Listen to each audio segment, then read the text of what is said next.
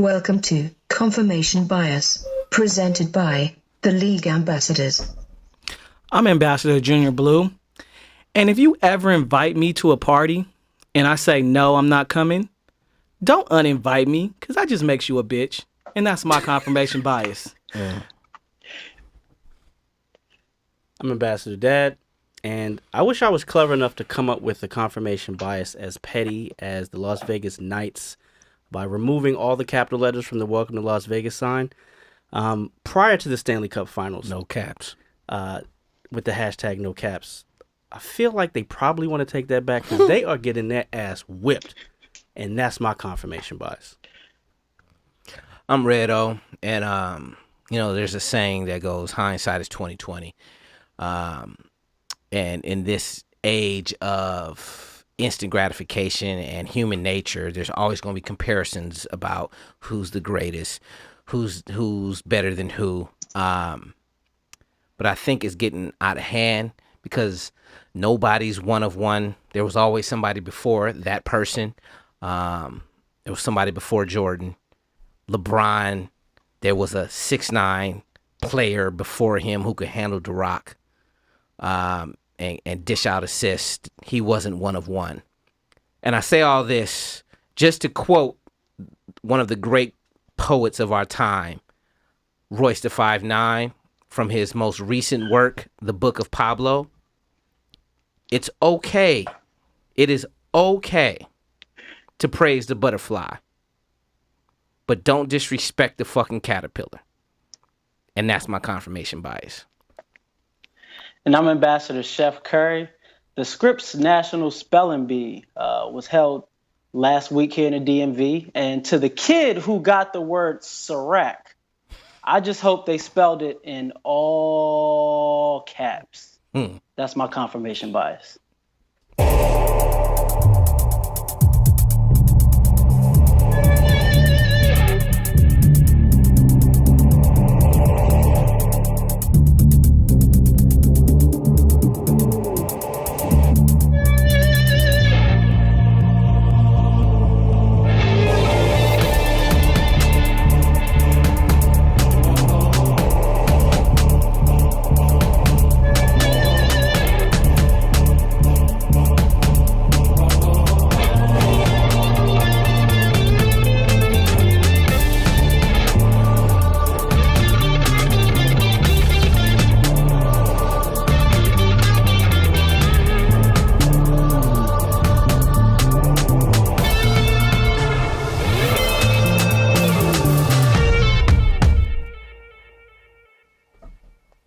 Welcome to Confirmation Bias, hosted by the League Ambassadors.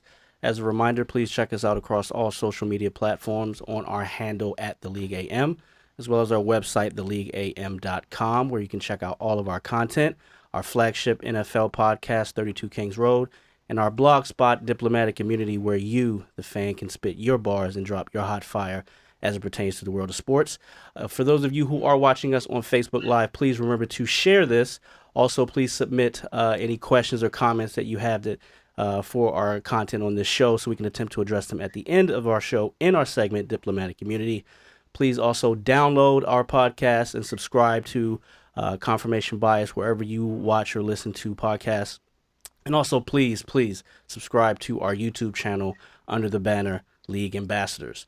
This is episode 52 of Confirmation Bias. Today we are going to get into a little post-mortem for the losers in the conference finals in the NBA playoffs. We're going to talk a bit about the finals. We're going to do a little bit on the Lord Stanley's Cup. And we will address the new NFL anthem policy that came out a few weeks back. So we got a good show. Let's get right into it. Junior Blue, let's get started with Hot Topics. What it do? All right. Well, since our last show, we took a little time off. No hiatus. So we had two home teams lose game sevens. We had Houston lose their game 7, and thank God the Celtics lost their game 7. So let's start with the Celtics. They lost to King James because that's the only person playing for that squad. Do you think a healthy Kyrie and Captain America propel them to the finals next year, coming out the East? It definitely would have did it this year. Facts. I mean, post-mortem, they're probably one of the few teams that have ever said, nah, we standing pat. We're good. Yeah. So they were, it's reports out that they want to use some of that draft capital because I think they have the Kings pick next year. They also trying to shoot for that 5. Yeah, they're trying to get Bamba, who ironically is practicing at St. Bernard's right now. Mm-hmm. Do you think that helps their squad even more, or should they save those picks?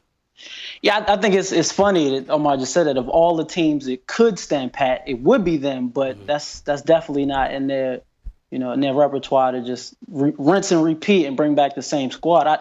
I think of all things that they do need outside of a healthy Kyrie and Gordon Hayward, of course, is more depth and athleticism in the paint, because as good as Al Horford was, he showed his age and his limitations going up against somebody a little bit more athletic. So, I mean, I think it all depends on what you give up. Is it Jaylen Brown, which, I mean, is a good piece. That's but the story. I think with a healthy Marcus Smart, Kyrie, if they keep Rozier, then, I mean, I would be okay with him being the odd man out if you can add a force like Mamba for the next 8 to 10 years to play in a post against Embiid, who you will need someone who compete against him, because clearly he's going to stay in Philly for the long term. So I think it depends on what you give up. But if that's all it takes to get him, I'll pull the trigger. The one thing I think they have to do, which I don't know if they will, is to give Marcus Smart the money he wants. That's the thing. Marcus Smart. Do you do that though? Marcus Smart is the Swiss Army knife. He's the glue guy. Yeah, he is the Draymond Green of that team, man. He does a little bit of everything. He doesn't care about his numbers, right. And he counts a lot.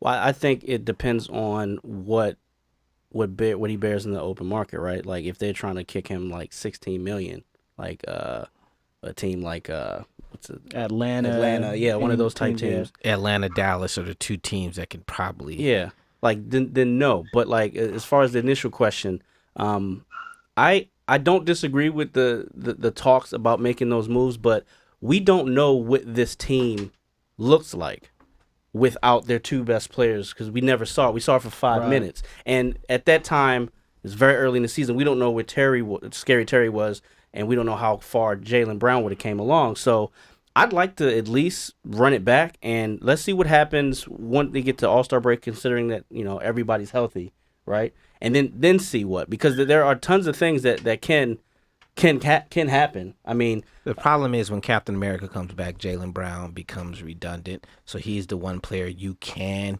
use as trade bait, which is great trade bait because he's still young. And you've seen what he can do. You package that with one of your draft picks, you can move up. So the Mavericks, 25 and Tatum, do you do that? No, hell no. You don't get rid of Tatum. Tatum should be untouchable, especially since they the trade that was made for Fultz instead of him. Like you already, people already messed up. Don't mess up again. That dude is the future. Keep that dude. They know it. That Tatum ain't going nowhere. But do you extend Rozier and then try to package that with? Cause they have picks, right? So who would you rather keep though, Rozier or Smart? Smart. Smart. Depends on the money. Because of the uncertainty with Kyrie, it's like Smart can guard how many different positions. Smart is the future of basketball. Like players who can do more than one thing. He does. You can find another player. Rozier. It's not like Rozier was. It's not somebody who we haven't seen before. It's not somebody you can replace Rozier. The players like Smart are hard to find. I honestly thought when they lost Bradley that it was going to be an issue, but they obviously recovered from that. Yeah, they recovered from that. Smart move, fill that void. Okay, so we have Houston, another team that lost a Game 7 at home, and it's basically. Do you guys consider this season a success for them? For me personally, in my opinion, I think it's a success to the extent that I did not think this shit was going to work. I said it last year on confirmation bias. But all in all, I wasn't completely wrong. I just didn't think they would be as good as this because I thought, San Antonio would be healthy and would be in that position. Nobody saw this coming. Nobody saw this coming. But no, I mean, I don't think it was a failure. Well, anytime Chris Paul can go farther in his career than he's ever gone before, and he's been playing for 40 years, then it can be construed as a success. But in the end, it will, as long as this team is the way it is with Harden, D'Antoni, and Chris Paul, it's going to end the same way every year, regardless, because Chris Paul will pull a hammy, break a wrist, Harden will be dead tired, and D'Antoni will D'Antoni. Yeah, and I agree with those points. I think it was more of a disappointment than a failure, only because of the way that it ended. Like, granted, yeah, Chris Paul did get hurt, missed game 6 and 7. But I honestly feel like had he been healthy and this was their same game plan, they still would have lost by 8 points instead of 9. Like, if you really think you're going to beat the Golden State Warriors by taking ill-advised threes, they missed 27 in a row? They made 7 out of 44. I think there's no way this can be a game plan and you beat that team. And I think they showed that they have the blueprint. They have the horses to run against Golden State. But the methods in which they try to get to that end goal is this is not going to work for them. They have to play a different brand of basketball if they're going to get past a team as complete and as poised as Golden State showed to be in those last 2 games. And Steve Kerr said it the best. If AI was healthy, we would have beat him in 5. Hey. So question about CP3. He's reportedly said, I only want $200 million. I want the max. Does Houston give that to him? They kind of forced to. Why? The owner just came out and was like, we have to sign him. Like an idiot. So you don't mess with success. But I mean, so there's 3 starters that are free agents. You have Paul and Ariza unrestricted. Capella is restricted. What do you do? Because there's also the rumblings of King James coming to Houston. And they said they're going after Paul George. Right. It's not happening. They just talking. Are they? For one thing, they're going to have to worry about Capella because Dallas is going to offer Phoenix. I think Dallas is going to be the first to offer Capella some money. Let that $100 million mistake walk. Yeah, but it's the same position the Wizards were in. Mm-hmm. They had to and learn your lesson from them. Yes. Don't let history repeat itself. All right, so on to the NBA Finals. Game 1. How can we put it? The Cavaliers snatched defeat out of the jaws of victory. Mm-hmm. Does that sum it up? Not the Cavaliers. I mean, it was a wild game. You have missed free throws with 4.3 seconds left. You have Henny Smith. Like I said, it wasn't the Cavaliers. It was him. I mean, you gotta blame George Hill too. He had a layup. He had a layup over top of a 7-footer with a 15-foot wingspan. Take the shot. Take the shot. It's better than a 40-footer. But I mean, that free throw from 15 feet, though. George Hill missed a free throw. Yeah. Give JR credit for how does Kevin Durant let that rebound happen? And then he learned from Jordan Bell. And he just have a complete brain fart. I mean, LeBron was at the top of the key wide open with nobody within 15 feet.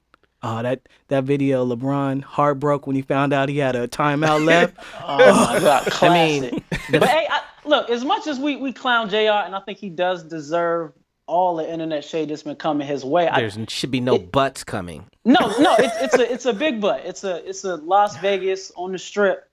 I'm not gonna go there. It's a big butt. I can't blame him for them losing that game because, granted, he didn't help them win. But I can't blame him for them losing because they left too many plays out on the court. You mentioned George Hill's free throw, the charge that was the blocking foul that was turned into a charge on LeBron and KD. He gets the rebound, which in that moment, if you want to be a prisoner of the moment, that was the best case scenario for them because George Hill misses a free throw. KD gets the rebound. They call timeout. They got 4 seconds. They could have won this game in regulation. He gets the rebound. They go into overtime. And then, like you pointed to the video, they were just dejected. They didn't even come out and play in overtime. So I can't just point to one play and say this is why they lost. This is why they positioned the end. You leave too many plays out on the court. No, I can point to one play. It was when Lou decided to play Clarkson for extended minutes. Oh, God. Well, because he played. Trash. It was like he was playing for Golden State. Right. And then game 2, he decided to do it again. Like, what the fuck are you doing? My thing is this, and granted, they got the foul call, and it's probably the right basketball play. I don't agree with LeBron passing it to George Hill in that moment. You got 51 points. You're at the top of the key. You're 1-on-1 with Steph Curry.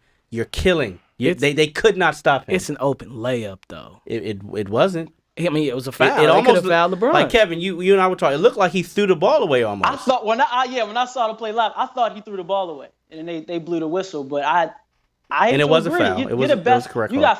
you ended up going for 51 in that game, right? He was on fire. You got a mismatch that you've been abusing all game. If I'm All down game. one, I'm sorry. I want Kobe Bryant. I want Michael Jordan. I want Magic Johnson to take that shot, and I can live with the result. I will say this. It's the first time I've ever felt bad for LeBron.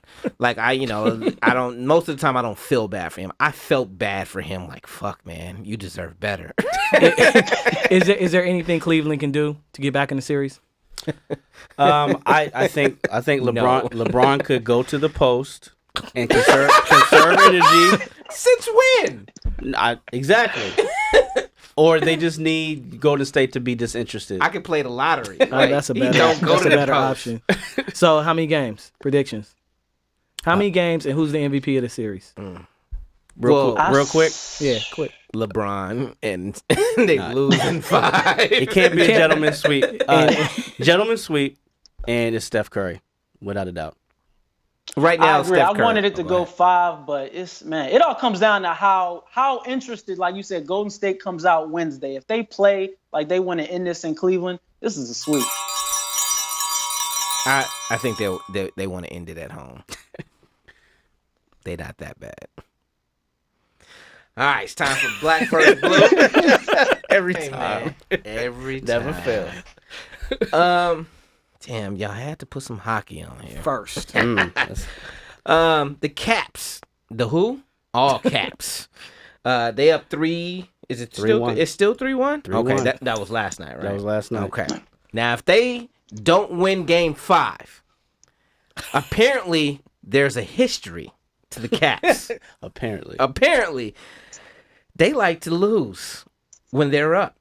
So, are they in trouble of losing if they don't win this next game? Hope or hype? Hope or hype? I think it's hype, man. What? Wait. Okay. I think it's hype. I think they lose Game 5. We don't believe you. But you need I think more they people. win in Game 6 at home. However, if they lose Game 6, it's a wrap. It's a wrap. We've seen this movie before. It's a parade down Las Vegas Boulevard. Yo, the Caps are the worst team in men's professional sports when holding a 3-1 lead. The worst. If they don't win this game tomorrow, they're gonna lose the series. I hate to say it. I'm rooting for the Caps, but man, they have a history of blowing it. But up until this point, they've been severely, grossly outplaying Vegas. You look at just their approach. They're the more aggressive team. The puck seems to be going that way. I think Vegas has hit. They've had in 2 games, they've had 7 goals hit the post and get deflected out. I mean, you can't get worse bad luck than that. They're 0-6 on power plays. It's a matter of fortune going in one team's favor compared to the other, just like the NBA. And if they show up and play like they've been playing, they taking the cup home. So what about their history, though? It's a bad one. That's what I'm saying. It's gotta happen. It's gotta happen Thursday. Sorry, forgive me. Game, was it 5 on Thursday? Yeah. If they don't win, Vegas is going home with this. I hate to say it. Damn, that's a shame when your history is outweighing everything you do. All right, so the Pac-12 made some changes. They will no longer allow any teams with a record of 5-7 to be awarded a bowl game, even with academic progress ratings. Is that or hit or a flop? That's a hit because they went 1-8 last year in bowl games. Man, listen. So I mean, that's a hit. I mean, even though no team from the Pac-12 has got in on the academic progress, even with winning records, they went 1-8. So I mean, it's a hit for them because you don't want to send Cal there. I think it's a flop for the same exact reason. I think it's a direct correlation to that. So they want to bring down that record so it doesn't look too abysmal. I think it's a flop. I think it's a hit. I know I'm tired of watching the KFC green bean mashed potato bowl game. Like, nobody wants to see these teams that don't deserve to be in bowl games playing in one. And the Pac-10 commissioner, Larry Scott, said yesterday that in requiring a minimum of 6 regular season wins, our goal is to support the significance of the bowl season and provide our fans around the country with the most exciting games featuring our leading Pac-12 teams. I'm a fan of it. That's a hit. I've always thought it was just pure full retard that teams with losing records get to go to bowl games. We about to have a bowl game. The League Ambassador Bowl Game of Champions in Carson. To me, it's a hit, man. I've always thought you should have, at the very least, 500 or a winning record before you can be rewarded with that. You got to money. have a winning record, dude. I'm sorry. That's what I feel. All right, so newsworthy, nothing to see here. Trump cancels the world champion Philadelphia Eagles, high skinny, visit to the White House. He framed it at first as that they were protesting and disrespecting the flag and they didn't agree with their president, so they don't deserve a visit. But the truth, TRUF, is only 10 people was coming. Nobody else was coming. And he canceled it. Is it newsworthy or nothing to see here that the reigning NFL champions are not visiting the White House? I think Ambassador Junior Blue should answer that because that was his confirmation bias. It's absolutely nothing to see. Any team who bumps Meek Mill as they hype song is not going to the White House ever. So nothing to see. Like literally, they were bringing game staff. Yes, to get to 10 people. Yes. I think it's absolutely newsworthy just because the simple fact that the president is making it newsworthy. Are we friends today? You going against everything I say? Beef. I want no smoke. We good. We good. I mean, he's interfering with things that he need not interfere with. He's spreading misinformation, like you alluded to. He's saying that he's not spreading. He's spreading lies. Let's keep it 100. You're right. He's lying. He's lying about what took place, and actually, none of them have actually protested this season. Yeah, so the worst they got was a black fist in the air. And Fox running that picture of them kneeling. They were praying. Right? Yeah. I love how he called it propaganda because that's what it should be called. You know it's bad when Fox apologizes. Yeah. Did they apologize for the picture? Yeah. As they should. I mean, because it was ridiculous. This is the team who did not protest. And you can't make it about that. And then he took it a step further and tried to say that it was because they didn't agree with him with the because he didn't agree with the changes and tried to say that. Then he tried to keep it going, which was even if they stay in a locker room, they should be out the game. So he's keeping the pressure on these NFL owners.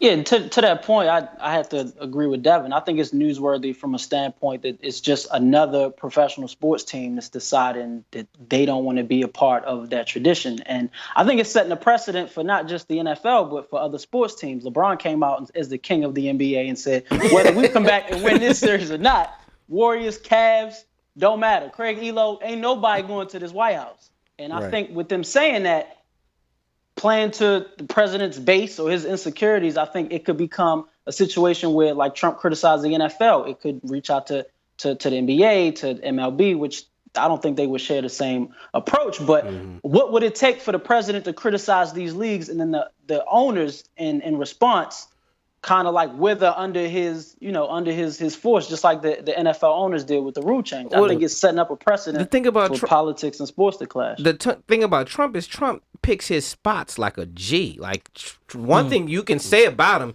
he knows how to pick his spots. He knows a lot of these NFL owners, and he knows a lot of them have no backbone. Right. Like that's why he's always played these politicians like violin. He knows how they breathe. Exactly. And so he picks his spots. That's why he didn't respond to Eminem. He didn't respond to certain people because he knows when to pick his spots, because he doesn't like to lose, because losing doesn't exist to him. He's 100% bullying the NFL owners into specifically coming up to me, I think, with this new protest rule, which is essentially it is mandated that if you are on the field with the national anthem, you are supposed to stand. If not, you have the option to stay in the locker room. So do we foresee more protests this season as a result of that?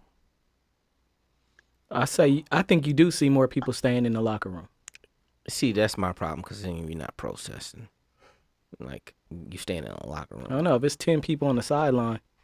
Still not a and protest. 43 But then if that's a bad look for the NFL. Yeah, exactly. For Trump And then and they extension, they then I think switch it it's again. a protest of not necessarily what it started to be about. Exactly. It was The rule. a protest to the protest Yes. of the rule, right? Right. Yeah. Exactly. And the worst part about all this bullshit is Trump could give a rat's ass about any of this shit. He's still mad they didn't let him buy the Buffalo Bills because he's King Petty. King Petty. And that's all it's about. To me, I think, as far as the question goes for the protest, I think it depends on what happens with the collusion cases with Kaepernick and Reed, how those pan out, and how the NFL reacts to that. Because there's some heavy hitters that have been deposed and questioned. And, I mean, Kaepernick's lawyer said that they basically have a smoking gun. As my daddy said, we shall see, said the blind man to his deaf daughter over the telephone. It's got to come out. Yeah, it has to. But I think that's where you'll start seeing the chips fall. I mean, Kaepernick, we've all said Kaepernick, there's reasons why Kaepernick might not be in the league. Or teams that wouldn't want Kaepernick. There's no reason for Eric Reed not to be in the league.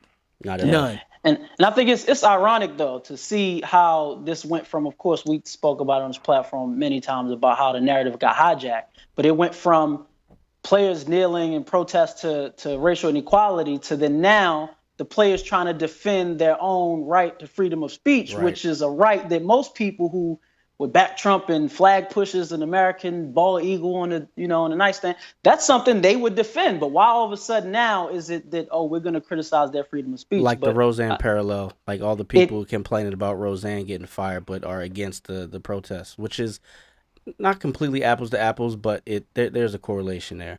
Now, what do you guys think that the NFL should have done better with regards to this situation regarding the ruling? Everything. What's my man? The whole plan. Right? What's my man name? The NBA commissioner. Adam Silver. Hired him because he constantly gets the situation right, and it's the NFL. It's like a snowball rolling downhill where they compound their mistakes and constantly they keep acting as if it will go away. Right. And it's like they don't understand today's world. It's not going away. It's just, especially with this president, the more you show your belly, the more he's going to chomp on it. Yeah. You showed him fear, and he's going to rule it. I think they should go back to pre-2009 before the NFL was pimping the military for patriotism. The NFL pimps the NFL for patriotism. I mean, the military for patriotism? Mm-hmm. How does that happen? Oh, because they charged them. Oh, so when they do the flags out there, they're charging the military. Mm-hmm. That's not patriotic. You don't say. Because before 2009, this shit wasn't even an issue. No one was on the field. I digress. And I think it's an extension of a question that Brother Scott Cameron asked on Facebook. And I think at the least they should have done was consult the NFLPA and players about, okay, let's come to a common ground. So if you're going to bully somebody, at least it don't look too much like you didn't take their opinion into consideration. I know you hit the bell. Mm-hmm. You actually said out loud they should consult the NFLPA. If they wanted to make this look better, they could have at least did that. First of all, the NFL players deserve everything they get because they actually decided to keep the same people in charge if they did a good job. D. Smith. Fuck out of here. That's another civil rights violation. Right. It's another show, right? Right. And we're going to look into our diplomatic immunity segment to see what our lovely fans and viewers had to say, questions that they submitted. We got Mr. Les Frisbee wanted to know what we think of the officiating, specifically the officiating in the first two games of the NBA Finals, and if we think they dictated the outcome, at all. So from Les to our Les, I'm gonna ask Junior Blue, what you think? I think they have played a part in the outcome. At least game one they did. We all know refs is gonna fuck up no matter what. It's all about the balance. And game 1 didn't seem like there was a balance. I mean, how many times have you seen a charge? I know it's new and they can actually go back and review a charge block, but how many times have you seen it overturned? Almost never. It was the right call, though. It was the right call. Yeah. But then, I mean, even in game 2, when LeBron took the long pass and Steph and that. I thought it was a 50-50 ball, incidental. Oh, when he mossed the 2 lights. Yeah, exactly. Yeah. God. The one thing I know, touchdown. Is the referees should never be a part of the story of the game. Whenever they are a part of the story, that means they did not do a good job. And I saw bad calls on both sides. It was terrible both sides. Yes. But Golden State got that home cooking. Yeah. So please look out for game 3 where there will be 50 free throws taken by King James on his own. He will score 50, 30 on the free throw line. For real. I do think in game 2, though, the Cleveland owned the free throw discrepancy by at least like 10 or 12 around like the third quarter. But then that's when, I just think they were more aggressive and Golden State's threes were falling. Yeah. You're going to get less fouls if they falling.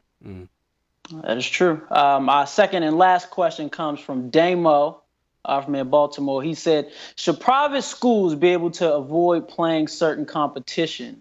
Private high schools be able to avoid playing certain competition because of athletic dominance or mismatches? And just to give some context, here in Baltimore, private football program that both I and Coach Joe worked for back in the day, their rivals within their division decided that they were going to forfeit their matchups against them because they didn't agree with their recruiting tactics of bringing talent from around the country and around the world to come play at their program.